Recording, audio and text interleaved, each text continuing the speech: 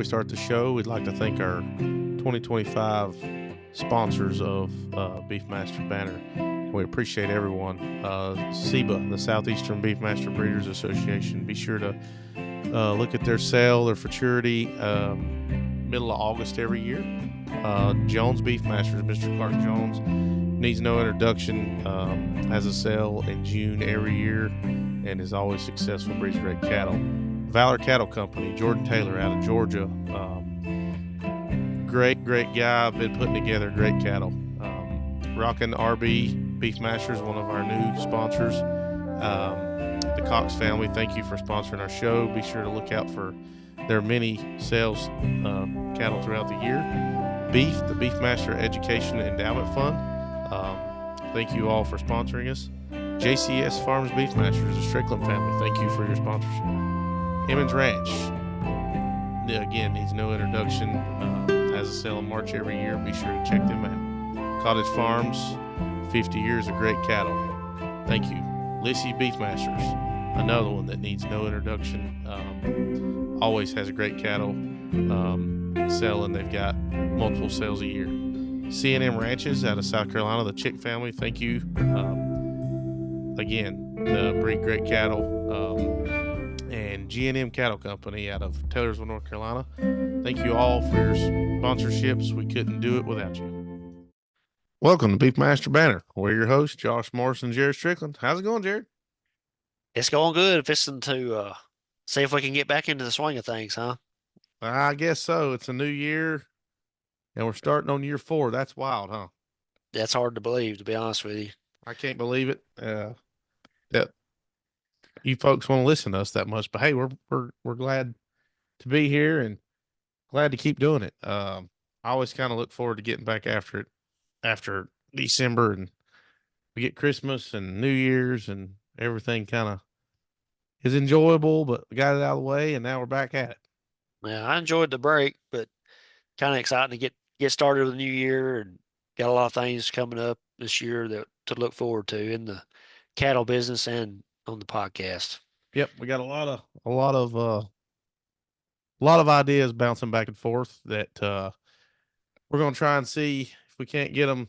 Maybe a few different series is going and things like that to kind of give you a teaser, but we'll see how that goes. I'm trying to come off a cold or something here, so if I get to coughing too much, just we'll edit that out.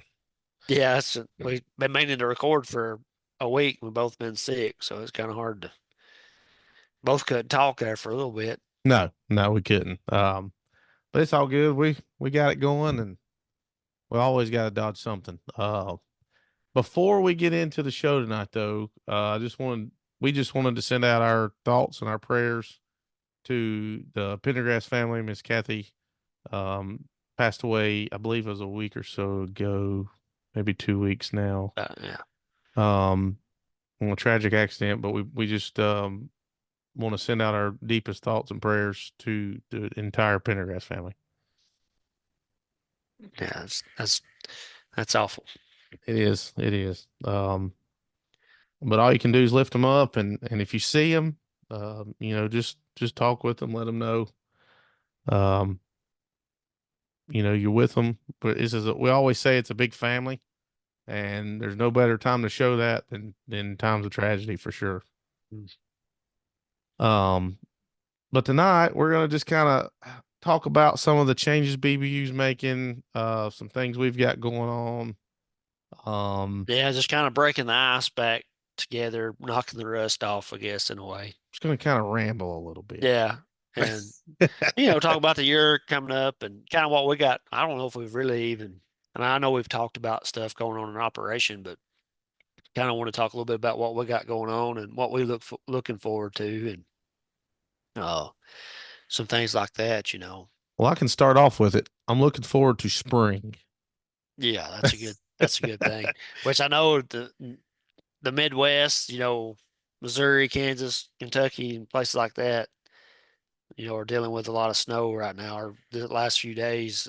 And but now looks like we're under the gun here in the southeast to get a little snowstorm, or well, I guess it'd be a snowstorm to us, maybe not the folks in the Midwest, but you get 5 or 6, 7 inches of snow in our area. It's not hard for people to handle it. It shuts the whole Right. world down in North Carolina. Yeah, it just everybody loses their mind. Or the milk and bread starting to disappear. I actually told my wife a little bit earlier. I said, "You probably should go on and buy some groceries because come tomorrow or the next day, those grocery stores around here are going to be Yeah, uh, people go berserk like they're never going to be able to get out of our house again." yeah, they clean it. I saw some post or whatever the other day on Facebook, kind of tickled me. It had the little, I had the little map with the snow or whatever, and it had three loaves or two loaves or one loaf, like, got bread situation. I thought that was pretty funny. Yeah, Uh, it's man, it's been the coldest that I remember it in a long time this year since probably the beginning of November, honestly. Um it's just been cold. And I mean to us, I know like you said, Midwest, Northwest, y'all get different kind of cold and y'all can keep that cold. But it's cold enough for me, makes me want to move to South Florida or something. I don't mhm. like it. Yeah, we've had, we've been fairly mild, I guess. Well, not really mild, but it's been better than normal, but I knew we was going to pay for it. So I Yeah. think the cold weather's here. The cattle's burning through the hay, and they really, if it snows like they're calling for it, they're really gonna. And generally, when it comes from the way that it's coming out of the south there, kind of out of Georgia area, we generally Mhm. get hammered. So we'll see, see how it goes. But be a better time to maybe catch up on some podcasts, get ahead or something. That's right. Give us some inside work to do once we gets here, I guess. But Well, and going in with that, I mean, it's the hay situation. Hopefully, everybody's hay situation's okay. And if it's not, if this is your first winter with cows or first winter with maybe as many cows as you've got, you're looking into, hopefully, I think everybody pretty much had some good cutting. So hopefully there'll be hay out there if you need it. But it's always a good time to kind of inventory and see how much more you need to make next year or this year. mhm. Go ahead and get an idea for that or how much you need to buy if you buy your hay. Just so you can kind of get ahead for next year because, normally you're going to retain some heifers. And if you retain 5, 10, 1, 100, you've got to account for that too. And it's always, I feel like around here for us, it's always, you're kind of just, it's a moving target. It's definitely a moving target. Yeah, you're right. Now's a good time to kind of see where you're at. We're kind of what I would consider halfway through the hay feeding season. So if you've used half your hay stock, then you're probably pretty close. And if you use more than half, then maybe it's time to start really crunching the numbers and see how long you and weather affects everything. If you get early spring or late spring, but around here things look pretty good as far as hay stocks. Had so many people sell out. Hay's pretty been pretty, quite a bit of it considering the weather wasn't as great this year, but still made quite a bit for ones not having any cows anymore. Right. Right. Well, and that, when they've got hay that they don't need anymore, it just makes it easier to, like you said, to get. So, Oh yeah. you guys' beef business is 64 beef is rolling. It looks like y'all are growing. Yeah, I mean it's looking to be a pretty good year, I think. Orders are still coming in, and the biggest deal is with record cattle prices, trying to figure out if it's worth it or not. But I mean, there's a lot of ways to look at it. You want to stay diversified in a business like this, so cow calf stuff's always doing pretty good. Obviously, purebred's doing pretty good because it seems like the prices reflect that on the purebred cows. So, when cattle get, if there is a time when cattle are cheaper, that's when the beef business will probably shine a little bit, I guess, to keep adding value when the calves are not maybe not as worth as much. But speaking of that, I mean the market. I was looking today. I reckon this week, as we're recording this on the 7th or whatever, uh, we're hitting record cattle prices all pretty much every class of cattle. Really, I'm not sure about replacement type, but seeing several quotes of $2 plus fat cattle coming in and super high calves, as far as 8 weights and all the way down. I seen a here in Tennessee, we've seen which is we're farther east, so obviously we're behind the market on the west side of the Mississippi River, but seen several quotes come in the last day or two with 6 weight uh, steers bringing over $2,000. So Wow, that's yeah, that's a wow that's doing statement it. for sure. Yeah. I know that expenses are higher and we got all that going on too, but uh man, that's some serious money for some Oh, calves. absolutely. And I mean, you look at corn. I mean, it seems to be kind of down and sort of Oh holding yeah, steady from what I've seen. And the row crop um, guys are they're in a world of hurt right now. it looks like soybeans are down, and it looks like they're down for the next little while. I mean, but Mhm. it's and I know some of our listeners they do both cattle and excuse me row crop. And I'm going to say a lot of the row cropping's probably done for themselves. I don't know that, and it'd be cool to get somebody on here to listen to that. But you're right. I mean, it's great for us because that means hopefully feed prices will start reflecting that a little bit. Yeah, well, man, our feed prices have come down, so I would say significantly, uh, as in say 20-30% probably. And Uh, you and you would that's not the same as how much the prices of the actual commodities come down. Those have been cut in half pretty much. right. But but yeah, those guys are probably struggling a little bit. The outlook doesn't look too good either. But a lot of those guys, I'm assuming, you hear a lot of folks feeding cattle in the Midwest that are probably row cropping. That's how they're selling their corn right now. About have to be because I mean, you go buy those calves and put that cheap corn on them and turn them into more value and make that corn worth more money. So a lot of them are probably doing that. But yeah, Yeah, you're right. it's interesting though with this market. After the first year, there's always optimism and stuff like that. So we'll see how it plays out. But having record high prices in January is usually a problem. I would say it's a sign of good things to come, hopefully. Well, I'm going to state the obvious, and I've got to be careful a little bit when I say this because I don't want to get political on you. But there's a lot of optimism after November. There is a lot of optimism moving forward in this industry, in the agriculture industry, because and let's face it, there's a lot of people out there to get us. They gonna get us any way they can, um, and that's on either side of the aisle. I'm not trying to just vouch for anybody on here, but I'm just saying it's amazing. It's like a switch flipped, and I even saw it in my business being in sales. It's always kind of an ebb and flow, but you can tell when there is true excitement on every aspect of Mhm. of every industry, and there is right now. And I think going into 25, I don't see, you know, I don't see cattle prices coming down at all. I hope I'm right. Yeah. I just don't see, other than something crazy catastrophic. Well, you always run your risk of the black swan or whatever. And I guess it could be black swan season because we're hitting record highs. I don't know. Well, But, could be. that's what tends to be when they happen, somewhere in there when everything's high. But, We'll be blamed for this if something happens, right? no, yeah.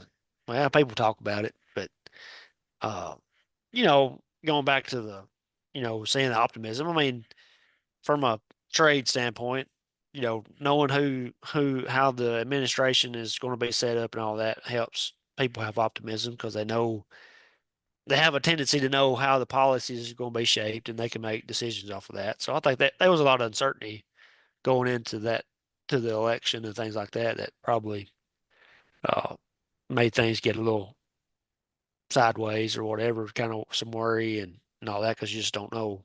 Now you know what we're running into, and people seem probably more certain that they feel confident to make those decisions. But Yeah, and spend money. I mean, that's the thing is when you're comfortable with everything going on around you, whether it's good or bad. I mean, if you're comfortable, but it makes you want to spend money, Mhm. and that's going to help. I don't know that we've really I don't even know that we've really seen a rebuild yet. I don't know if we've seen the startings of a rebuild. You would know better than me. I mean, there's some of the data coming in are saying there's some signs there. Some now full on rebuild, no, that's not happening yet. I think there's some heifer retention going on, just from maybe talking to folks and stuff like that. Now, full on heifer retention, or replacement, whatever. Hmm. Cat, the thing that's, I feel like, this is just a total opinion, but I think the things that's hampering rebuild right now is, for one, retainment of cows. It's just pretty much, they're so high. If you don't like them or want to cull them or whatever, that makes that decision easy. So people are selling them. But by the numbers, the call rate has come down way significantly. Not necessarily enough to say that, hey, no, we're keeping, but definitely not like it was. And I think that's just simply because there's not that many out there left to cull, because Yeah. it was culled pretty hard. And then, but there are some, I'd say there's the inventory report coming out this month will be something big. That'll be at the end of the month, when the USDA does their yearly inventory. Okay. And we'll talk about Uh, that whenever it comes out. That'll yeah, let I mean, people we can know, talk about that. My biggest thing I see that's interesting to me is how we have pretty much in 24, the numbers showed that we should have had less beef production. And we did not do that. We actually, sounds like we're going to exceed, if, or at least meet 23. How did we do that with less cattle? We made them they kept feeding them and feeding them with that cheap feed, and they just got them huge, Yeah. record carcass weights, all that stuff. But the funny thing about it is we did that and the demand was there. I mean, they just kept sweeping it off the shelf. So who knows? I'm anxious to see it. I mean, it's going to It's be exciting. interesting. Yeah, it's an interesting year because if the customer keeps buying it, I mean, the sky's the limit at this Yeah. I point. mean, I mean, there's always a breaking point, but well, it'll be interesting. like we've said before, and I'm sure we've said it here, but seems like it's a revolving, the cattle's a revolving circle, I guess you'd Yeah, say. it's a cycle. Uh, and this cycle is going to be different than the last cycle because we're already past what I expected as far as where they went, how long it's been, because it's not really been like 14 and 15. It was like 14 boom straight up, 15 boom straight down pretty much. Well, I mean, a little jump in the spring and then down. But here we are going, all last year was good. 23 was pretty dang good too. Nothing like this past year, but it was pretty good. Yeah. And we're started off in 25 at prices are, it made me wish, and I wish I had a whole bunch of calves ready to sell because I get some serious money for the cattle. I mean, and that goes back to the beef business. You got to make that decision. It's hard to keep feeding calves that you're going to sell, but you could go ahead and just boom, there you go, get them gone. But And be done with it. you gotta prepare for the future. So we're gonna stay diversified and keep doing it Yeah, and keep absolutely. and keep we're going. But I think Well, y'all sell I out quite often, don't you? oh yeah, man, we stay pretty current, which is good. But I kind of think I see this kind of coming. Or when I say see this coming, I think that bull prices are definitely going to move higher. Uh, just due to the fact that the market being so high, it's so easy to call a bull now and take that money and run. When everybody starts doing that, that means there's just that many less bulls out there to Hmm. buy. So I mean, um, Well, I mean, It'll be interesting to see how that shapes out. you look at I mean, last year. We're talking about that. The bull sales were outrageously good last year. yeah, they've been Along with the they heifer sales, but the yeah, bull I mean sales were good. they've been good, and you think about that, how will 25 and 6 look with a lot of, I mean, we did it on our farm. I don't know about, yeah, I'm sure I know we talked about it some. Y'all have cut a little deeper Hmm. on your bulls than normal, I guess. See, they're easier to sell when they bring so much. I mean, there's not many people I've talked to that say, "Oh, I'm keeping more bulls than I've ever kept," No. because the prices are high. Which, I mean, that's not a bad thing because that's probably making our bulls better that are actually on the market, I guess, as an average. But Oh, absolutely. I think that'll drive prices higher because, as we do start the rebuild, there probably won't be the bulls there to help start driving that extra cows, you know. And it'll be our But it, and, time it, to. and it depends on how quick. I mean, if it's a real fast, all of a sudden rebuild, then yeah, I mean, it might get real wild because people really be needing bulls. But I really see a lot slower rebuild than normal. That's my thoughts because we've had so many people exit the business that's not coming back, and a lot of the rebuilding will have to be done by the people that's in the business. Or new people that have decided they want to start that, I guess. Yeah, and I don't necessarily think because I think we had a lot of people enter the business in that 14, 15 time frame because it was such an anomaly to see cattle go up that high that fast, you know. Uh, this time, a lot of those people that jumped in at point probably remembered the sting of 15 and 16. So whether they got out or stayed in this time, I don't know. But Yeah. Well, they're going to yeah, reap the benefits if they stay in. oh yeah, I mean, Coming now. if you've got inventory right now, you're on the good side of things. Yeah, absolutely. Well, speaking of which, what are you looking forward to this year in your program? Well, we have done, we have got back into flushing. We did some this past year, uh, in 24, some in the fall, got a few ET calves in this fall, got some on the ground this fall. So that's exciting because we haven't done that in several years. Uh, we actually done some, and it's kind of a different train this time. We've all, the flushing that we've done in the past has always been conventional. So we have been doing the IVF stuff just like most everybody else now. And it's exciting to get heifers instead of a bunch of bulls. Ain't it fun? Well, I'm getting ready to find that out. Uh, uh, so we are selling some at the elite sale that were conventional eggs, you know, or embryos. So that's where several of our bulls are going that were in that deal. And obviously, as always, that set of ET calves, uh, since they were conventional, we had, well, the majority were bulls, but it wasn't too bad. We actually had several heifers, but it's been nice getting the ET calves that are heifers that, you know, you plan on that. So, and seeing the calves, we're really excited about them. I feel like we're fixing to move forward. Um, we're doing some kind of cool crossing with that. Uh, some of it's kind of line bred in a way. So we're we're kind of pushing that, see how that goes that way. Then when we get them to retain for the, and that's really what we're flushing to make females for us for ourselves. That's there's not, I mean, not saying we wouldn't sell some, but that's really our plan is we're making these for us. Yeah, right. So heifer retention on our farm is happening, if that makes sense, because we're keeping good um percentage wise, we're keeping about 60-70% of our heifers from the spring.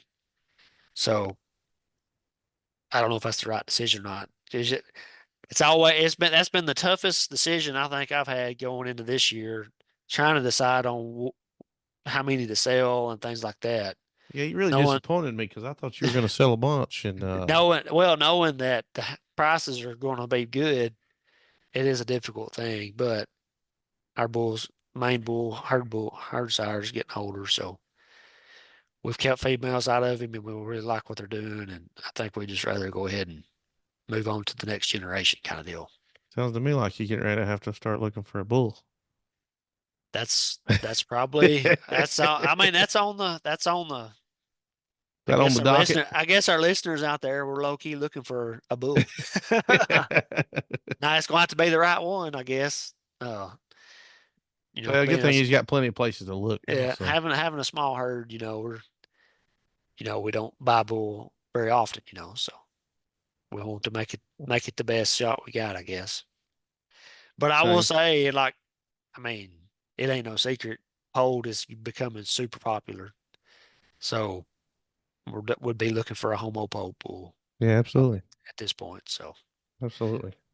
but I mean, you're right. Polled is. I mean, whether anybody wants to admit it or not. I mean, that's what the buyers want. They don't. I've talked to some commercial guys, and they don't want to chop horns off. They don't want to deal with it. It's just more, especially some of these commercial guys that are maybe even smaller guys like around me. I said, look, I've got a day job. I don't have time to be doing all that. And I don't want to pay the vet and incur an extra cost to do it. I'm not saying Well, there's nothing wrong with a horn bull at no, all, there's but there's nothing wrong with. I mean, they're good cattle. I mean, that's good is good regardless of horn status. But I feel, and I'm sure others feel this same way, but for our breed to expand its market share, polled is going to probably be a requirement. absolutely. Because, I mean, I know majority of the cattle in the country are Angus based, right? They're naturally polled. Most of us know you can take a horn bull and put them on Angus cows and you're not going to get horns. They're all probably going to be polled, may have a few skirts or whatever, but especially definitely would have some, maybe a few horns if they're mixed cows that's had horn blood. But you can't tell these guys that because they've always not had to worry about it. They're kind of scared of it. And I don't blame them. I mean, nobody likes to cut horns. I mean, that's kind of aggravating. It But is. that's something I see as I mean, and you can tell by just in our breed, people know this. That's why polled animals are bringing so much more money. Take like Daybreak, for example. Yep. Homozygous polled, homozygous red. You got that guaranteed polled, you got the red color, uh, and that's how you're getting those record semen prices and things like that. Because he's a really good bull. I'm not saying anything. I'm just saying he's a great bull. It's just he's got those extra markability traits that's really pushing him to the extreme because people are trying to breed for that. You know, Yeah. you got a bull with the complete package and those traits to go with it, and it's just that's awesome. I mean, but you know, that's that's that's where we're headed as a breed, I think, in my mind. Um, and here I'm saying that, and I've got a horn bull, so so I contradict myself ever. With a lot of polled calves, though. Yeah, but I do have a lot of pole cows because I have a lot of pole cows. But uh, but the thing about it is that's I got to move. I want to move forward because I am getting horns, and I'd like to start getting back to all pole again. Well, and they can't pick on you. For somebody listening to this and has a different opinion, they can't pick on you because you got a horn bull. That's right. I do have a horn bull. I Oh have a horn man, bull. So, uh, but like I said, that's something I'm would look forward to changing. I heard, would it be a 2025 purchase? I don't know, but I'm watching. just depends on Mhm. If somebody it. has one out there that's almost like a pole and thinks that they're the next big thing, just holler at me. Be glad to talk about it with you. Yeah, that's right. Oh Well, what man. about you? Well, a lot of the same as what you said. We're kind of ramping up. We've kind of been. I want to say meddling and flushing. A little bit. Just trying to learn everything. Um, and the biggest thing about flushing is you just never know. You just don't know. But we finally decided this year. Um, we sent one. She's down there now. She's been flushed. We put fresh eggs in, all sexed female. As I said, I was just like you. I don't want to deal with the bulls, especially that, just because they cost so much, right? I mean, they're just expensive to buy back, and rightly so. The recip farms that are doing this, I mean, putting a lot of work into it. So I'm not taking anything away from them, but it costs a lot of money, and to get some heifers to sell, get some heifers to keep. Um, that's what we've decided to do, and I've got another donor this spring. I think we're gonna go flush. We try not to do it all one time just because it's so, you gotta be careful because that stuff gets expensive quick, Well, yeah, if you have especially when they put out a bunch of eggs. yeah, put out a bunch of eggs, that's obviously which I mean that makes your average go down, I guess, but it does rack up a cost, and then once you do put them in and get the calves, you got that cost as well. So it's expensive, and we're like you. I say we're flushing. We're doing it in moderation. We're putting in 15, 20 eggs you know, in the spring, fall, whatever. So, I mean, And we've got some bulls in the elite sale too, and that's, by the way, we'll put our plug in. That's March the 8th, yeah, yeah, we got to make sure we get in that in. Damascus, Arkansas. So don't miss it. Um, At we've least got, get I doors think, there. four supposed to be there as long as they all make it. But no, I mean, I'm like you in a lot of aspects. We're not really looking for a bull right now. If the right one, if the right one come along as a secondary bull, how should I say that? A good complement to our bull now. We would, we would be kind of in the market for something like that. But I'm really excited to see what these calves do. We've got some calves. We'll start weaning them, probably middle of February, middle end of February. That'll be the first game winner calves that I know of weaned. He's out here doing his thing, and I'm really excited. I'll just tell you, they're some of the best calves I've ever seen. We're And good. hopefully they keep growing like that, and keep doing their thing. But that's kind of where we're at. I mean, we may add something this year, but we're going to really focus on our herd. We're going to focus on our main donors that we've got. We've just got three, two, three. Um, we're going to try to focus on that and really pin down some genetics that we for sure want to do. And I think that's where we're at. Um, like I say, not saying we wouldn't buy nothing, throughout the year if something come up, but that's where we're kind of at for the year. And we'll see how it goes. Well, it sounds exciting, especially as first game winner calves. I've seen pictures, so they are pretty good. Thanks. Yeah. You probably get picture overload every now and then. Yeah. Uh, but I see one, yeah, I I get mean, but excited you're and I'm like, still, you're still young in well, I say, that's not even the right word, but it's for, you're getting your first calves out of that bull. So it's not like, you're just now seeing what you got versus, looking for the next step. You got to see what they're going to do and get several more crops out of him before you got to be thinking about something else. But well, we had our first spring calf today, and honestly, he was just as good as the rest of them that's been born. And that, that just lit a fire under me for 25. I'm ready. I'm ready to oh go. yeah, I'm ready to uh, get these things weaned start getting them weaned in another 30, 45 days and really see what they can do on their own. But, start working on the next set. yes, thankfully I don't have a horn bull. We do have a Holmes Expo bull. So, and I'm jealous. that is fantastic because just like you said, they're going to be pulp. I don't have to worry about Yeah. anything as far as that goes. And, Well, we had one several years ago, and we definitely spoiled us. yeah, it'll spoil you in a heartbeat. But, no, we're partners with, Park Jones and, I mean, it's fantastic. He's one of the greatest partners you could ever have. I mean, um, and I know he gets he listens to us. He listens to every episode. And I know he gets picture overload, and I'm sure he's going to laugh at this when I say that. But Yeah. I know I send him pictures. Uh, when we start getting calves on the ground, he'll get them every day. Yeah. I'll say, "What do you think about this one?" And I'm sure he probably gets tired of it, but it's just fun. It's a good way to get you pumped up when you see no matter what bull you got. I don't care if he's horn, pole. I don't care what he is. When you see calves on the ground for the first time out of them, if that don't light a fire under you, something's wrong. Well, I mean, that's I mean, that should get you your fired up. yeah. I mean, if you're not excited about them when they're small, it makes it hard to, and to me, it makes it hard to enjoy them Yeah, because absolutely.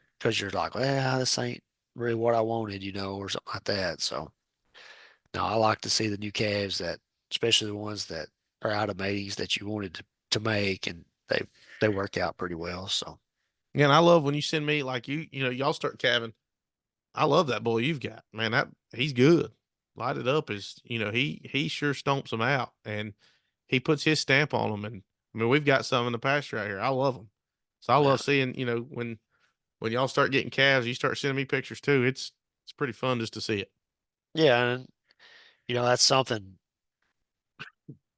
you get excited to change and try to move forward, and we're trying to be prepared for that because the time's coming where When they get to 7 years old, it's kind of getting time to, you never know, something may happen kind of deal, which something can happen at any point, but Yeah, I'm with you. it's getting closer to quitting time for some of them possibly. So you Well, always you kind of gotta got to be prepared.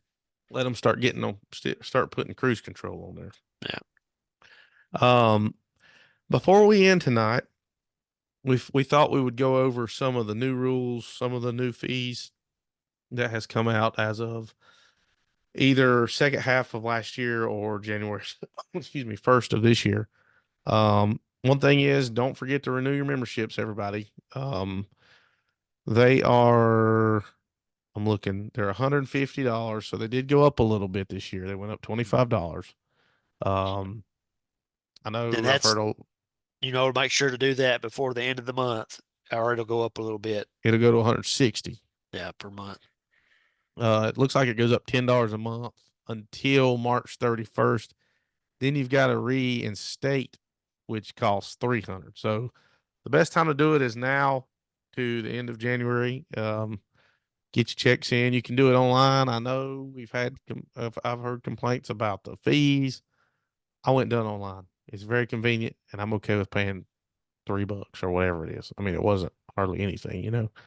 Um, Yeah, so and then there's obviously complaints about fees going up, things like that. But we got to remember, we got to stay.